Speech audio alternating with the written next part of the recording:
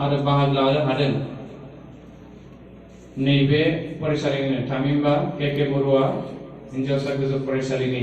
लेङाइ फोरोंगिरि जों दुलाराय बर' फरायसा आफाद हिसाबै मोनसे भारत सरकार आसाम सरकारजों बर'नि मुभमेन्ट ग्रुपफोरा एकर्ड जालांदों। एकर्डनि उनाव PTC बिसायख'थियाव जोङो दुलाराय बर' फरायसा आफाद हिसाबै UPPL राजखान्थि दोलोखौ सापर्ट खालामनानै जोङो बाव माखासे सम मुखुब थादोंमोन। नाथाय बिसायख'थिया जोबलांबाय आरो UPPL सरकाराव फैबाय। दा जों दुलाराय बर' फरायसा आफाद हिसाबै गिबियै उदालगुरि जिल्ला दुलाराय बर' फरायसा आफादनि अर्गानाइज खालामनायाव बेरगाव साब डिभिजनजों लोगोसे गासै गं 9 दखराया टंला आन्सलिक, बेरगाव आन्सलिक, खाग्राबारि आन्सलिक, पानेरि आन्सलिक,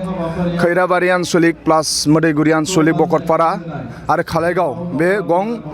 9 दखरा दुलाराय बर' फरायसा आफादनि सिङाव थानाय जाय बर' फरायसाफोरा बर' बिजों फरायनानै मेट्रिक लिरगोन फैबाय थानाय मेट्रिक एग्जामाव बे फरायसाफोरखौ लानानै दिनै जों बेरगाव दखरानि सिङाव थानाय मोनसे गार्लस हाइ स्कुलाव जों बे हाबाफारिखौ लादों। आं गिबियाव दुलाराय बर' फरायसा आफाद हिसाबै उदालगुरि जिल्ला दुलाराय बर' फरायसा आफादखौ साबायखर बावो बे हाबाफारिखौ लानायनि थाखाय। आरो फरायसाफोरा बाहागो लादों आरो फरायसाफोरनिफ्राय गोबां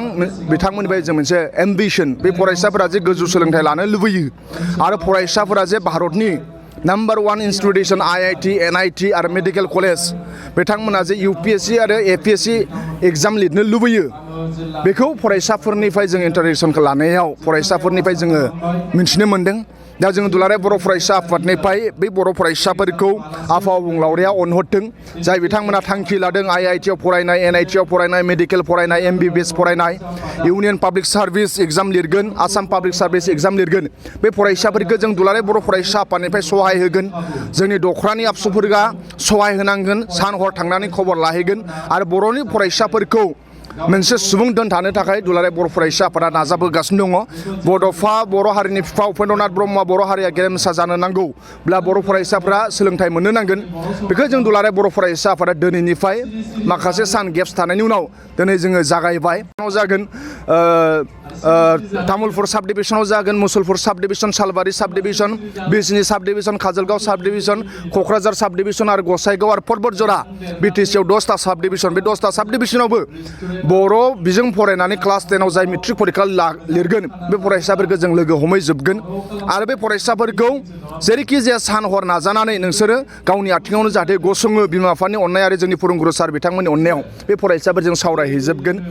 जोंहा फोथायनाय दङ बर' फरायसाफोरा भारतनि नम्बर 1 इन्स्टिटिउसनाव फरायनो बिथांमोना लुबैयो। IIT आव बिथांमोना फरायनो हाथों। IIT आव फरायनाय गोबां फरायसाफोर दं बिथांमोनखौ लानानै जों बे फरायसाफोरजों सावरायगोन। दिनैबो माखासे गोरों गोरा फरायसाफोरा आंजों बाहागो लाफादों आरो बिथांमोनहाबो बेयाव सहाय खालामगोन बेखौ आङो लुबैयो। दा आं दुलाराय बर' फरायसा आफादनिफ्राय जोंहा गोबां बर' फरायसाफोर दं जाय IIT आव फरायनाय, मेडिकेल फरायना फैनाय बे बर' फरायसाफ्राबो गावनि फंबाय बिनानाव बिथांमोनखौ सहाय खालामफाथों। जों एडुकेसन एवारनेस जे प्रग्राम लादों बे प्रग्रामफ्राव बे ओनसोलनि फरायसाफ्रा जाहाथे नोंथांमोननि मिडियानि गेजेरजों दिनैनि हाबाफारि नुनानै बिथांमोना जोंनि एबसुखौ मदद होथों, बर' जाथिखौ मदद होथों बेखौ खावलायनाय थाबाय। आरो जोंनि बर' फरायसाफोरनिफ्राय गोबां जोङो मोजां फसंथानाव जोङो बिथांमोननो जों दैथायहरनांगोन अब्लासो जोङो बर' हारिया गेरेमसा जागोन। आरो जों दुलाराय बर' फरायसाफ्रा सानदों क'क्राझार नोगोरखौ मोनसे सोलोंथाइनि नोगोर जों जेरैखि जाया फोसावनांगोन। क'क्राझाराव जोंहा CIT दङ, बड'लेण्ड इउनिभारसिटि दङ, मेडिकेल कलेज फैबावगोन। दा ओंखायनो बड'लेण्ड ओनसोलखौ जोङो सोलोंथाइनि मोनसे ओनसोल जेरै भारताव पुनेयाव फरायनो थाखाय थाङो, सोलोंथाइनि थाखाय थाङो, जेरै पुने सिटिखौ बिद्यानि सरस्वतीनि नोगोर होनो बेबादि जोंबो बड'लेण्ड ओनसोलाव जाहाथे गुबुन गुबुन ओनसोलनि फरायसाफोरा जाहाथे फैयो जाहाथे सोलोंथाइ लानो फैयो, बिद्या लानो फैयो, गियान आरजिनो फैयो बेबादि जाहाथे मोनसे नोगोर जोङो खालामनो थाखाय दुलाराय बर' फरायसा आफादा सानबाय थादों। पलिसिया बिमा रावाव सोलोंथाइ लानांगौ होननानै बिथांमोना बुंदों। दिनै आमेरिका हादोरा इंराजियाव सोलोंथाइ लायो गावसिनि रावाव,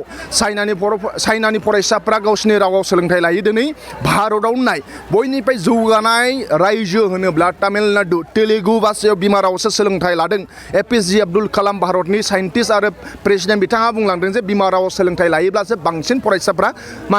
सोलोंथाइ मोनो बेबादिनो गोबां रायजोफोराव बिथांमोना गावनि बिमा रावआवसो सोलोंथाइ लायो दिनै आसामावबो आसामनि गोबां गिदिर गोलाव बिथांमोना असमिया बिजोङाव सोलोंथाइ लानाय बिमा रावआव दा ओंखायनो दिनै बर'नि गेजेरावबो दुलाराय बर' फरायसा आफादनि आफादगिरि जानाय थांनाय बाराव मा होनो MLA मन्थ्रि जानाय MCLA जानाय बड'लेण्ड इउनिभारसिटिनि गोबां प्रफेसार बिथांमोनहा बेकग्राउन्डआ बर' मिडियाम फरायनाय दा नाथाय माखासे सानै साथाम गार्जेनफोरा बर' मिडियाम फरायोब्ला इंराजि रोङा बर' मिडियाम फरायोब्ला माखासे स्कप खम दं होननानै बिथांमोना सानो बे खोथायाबो सैथो दिनैनि जुगाव ग्लबेलाइजेसनाव कमिउनिकेसननि थाखाय इंराजिया एसे दरखार दं नाथाय नोंनि नलेजआ नोंनि बिमा रावजों फरायोब्लासो नों राफोद जागोन ओंखायनो आं खावलायो जे बिमा रावआव सोलोंथाइ लायोब्लासो बांसिन लेखा गोरों जागोन आरो गिदिर गोलाव जागोन बेखौ भारतनि मेलेमजिबि आरो मुलुगनि मेलेमजिबिफोरानो बुंदों नाथाय बेजों लोगोसे इंराजि कमिउनिकेसनखौ इंलिसखौ डेभेलप खालाम गावनि गथ'खौ इंराजि टिउसन लाहो हानायमानि इंराजिनि ग्रामारफोरखौ एसे पारफेक्ट खालामनो थाखाय नाजायो फोरोंगिरि बिथांमोनाबो नोंथांमोननि बे चेनेलजों गार्जेन आरो फोरोंगुरु बिथांमोनखौबो आं माहारियारि आफाद जानानै खावलायनाय थाबाय बिथांमोननि सहाय नांगोन बेखौ जोंनि बर'नि इन्टेलेक्सुयेलफ्रा सहाय खालामनांगोन दा ओंखायनो जोङो जेरैखि जाया बर' फरायसाफ्रा जोंनि देरसिन सम्पति बे बर' फरायसाफ्रा मानसि मोजां जानो नांगोन समाजनिफ्राय बेरेखा खामानिखौ बे उन्दैफोरनिफ्राय जोङो गोजानाव खालामथारनो नांगोन आरो बर' ओनसोलाव जाहाथे समाज बेरेखा खामानि मावग्रा लाय गैया बर' फरायसाफ्रा दिनैबो आं सावरायदों बिथांमोनहा मा होनो लेखाखौ बांसिन नायगोन होनदों मबाइलखौ खम नायगोन होनदों बिथांमोनहा फैसा थाखा माहाजोन जानायनिफ्राय बांसिन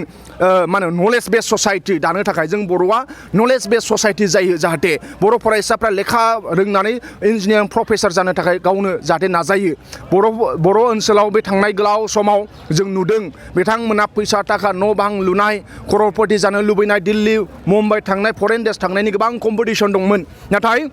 बर' फरायसाफ्रा गोबां माहाजोनफोरा बिथांमोना बेरायनो थाङोब्ला माब्लाब्लाबो JNUखौ नायनो थाङा माब्लाबाबो IITखौ नायनो थाङा फरेन देशआव थाङो बेरायनोल' थाङो पिकनिक जानोल' थाङो जाहाथे जोंनि बर' फरायसाफोरजों आं सावरायदों नोंसोरो नायनो थाङोब्लाबो